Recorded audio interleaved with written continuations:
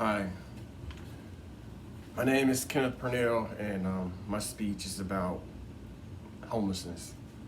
Homelessness is a real big problem in the city of Chicago.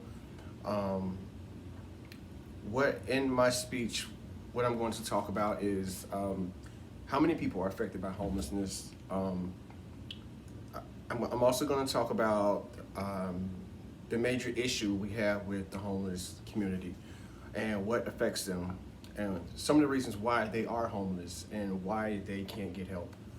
Um, at any given time, it's um, about 5,400 homeless people in the city of Chicago, and that's a number. It's about 3,900 people that actually have temporary places to go, like a shelter or um, living with someone else temporary, or some place warm to go, even overnight shelters. But at the same time, they get kicked back out on the streets of Chicago. And in the winter, it can be really brutal. It can really, because of the snow, because of the cold weather, because of the living conditions. Norwalker is always filled with homeless people, and it's toxic gas. It's rodents like rats. Cars coming, people can get hit. So one of the things that could help us and with the homelessness is better programs, and I'll get into that. So first, I want to talk about how homelessness is a problem. A lot of people are scared of the homeless community. I know as being before I started helping the homeless, I would want to stay away from the homeless people. I would be afraid of them. I would think they would try to hurt me. I would think that they have a disease that they can pass on to me. I was really biased when it came to homelessness because I knew nothing about it, as most people don't. Sometimes we'll see a homeless person, and when we give, we won't give out of love per se. We'll give more in order to get them away from us, to separate us from them. And a lot of us do. A lot of us do that without even realizing. And being homeless, one of the major things is two major issues with homeless people. One is mental illness. In the city of Chicago, there's not a lot of places that accept people with mental illness. And once the mental illness take place, the homeless person, they can't really defend themselves because they have a mental health issue. And the other major issue is addiction, alcoholism, drug addiction, and because of those problems, they may have got kicked out of where they were living at the time, and it puts them back out on the street. And once they're out on the street with these issues, it's hard to get housing. It's hard to go to places, different shelters. If they get assessed into like more of a shelter that will allow them to stay longer, they won't pass the assessment. A lot of places you have to be drug free, or you can't have any mental issues. And the third problem is being a convicted felon. A lot of times when guys or women, I'm sorry, come home from prison, and they parole out, they have nowhere after they stay at the halfway house that the government pays for. They have nowhere to go, and they have to go on the street if they have no family, and they can't leave the state on parole because it'll violate their parole. And a lot of them go on the street and they get complacent. And once they get on the street, they develop, even if they didn't have a drug habit or an alcohol problem at the time, they develop one. And that drug addiction or a mental issue would keep them out on the street. And then they learn the life on the street. And once they learn the life on the street, that's all they know. And being homeless is more of it start out as being a condition, a living condition, but it turns out later on it becomes a state of mind. Being homeless, I've experienced it, and I've been homeless, and I live with people that's been homeless for years, and I noticed that once you become homeless, you become homeless, if that makes sense. You you have a certain state of mind. You anything that you can take, you will. That's why you see sometimes a lot of homeless people, they have a lot of luggage and baggage with them, because anything that you can keep, you will. If it comes to a plastic fork, a napkin, a roll of tissue, paper towels, one sock, you may think you're gonna get the other one. If it's a shoe that you can fit, you may get another shoe that can fit you up. It's things like that, that these are their possessions, this is what they own, and they hold them dear.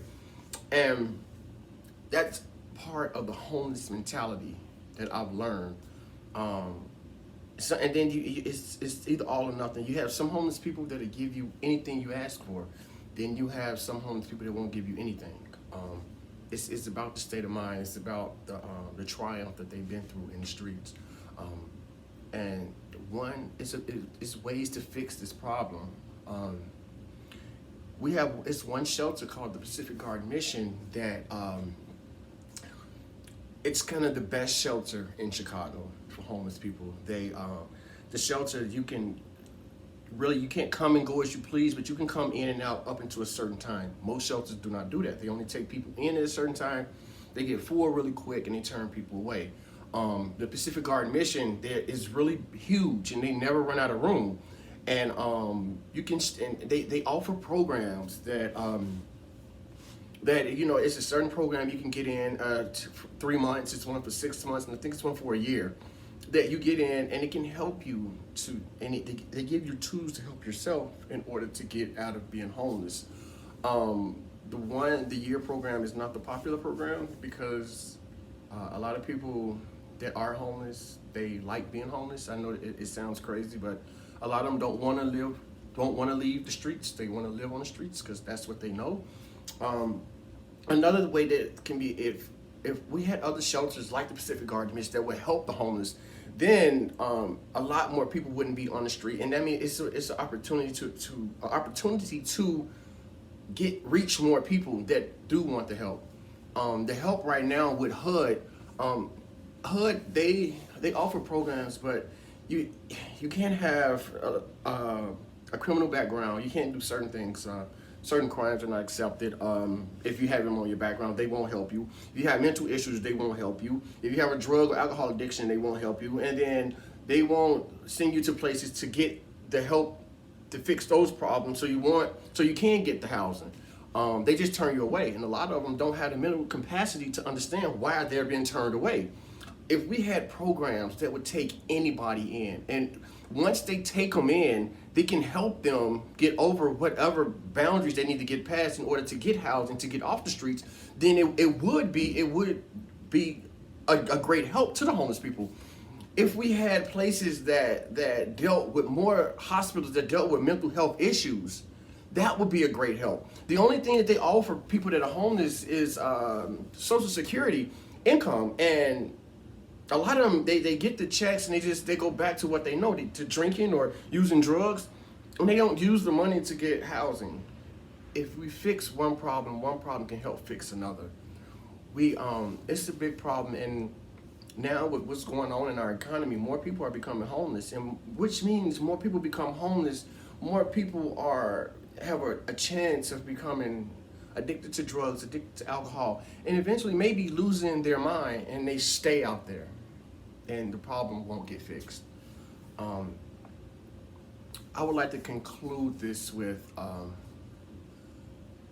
I was homeless at one time. I lived at the Pacific Garden Mission, but I knew that the longer I stayed, the more complacent I become, the more homeless I will become mentally, not just physical. But the experience I went through, I learned a lot, which is why now I am a big advocate for the homeless community.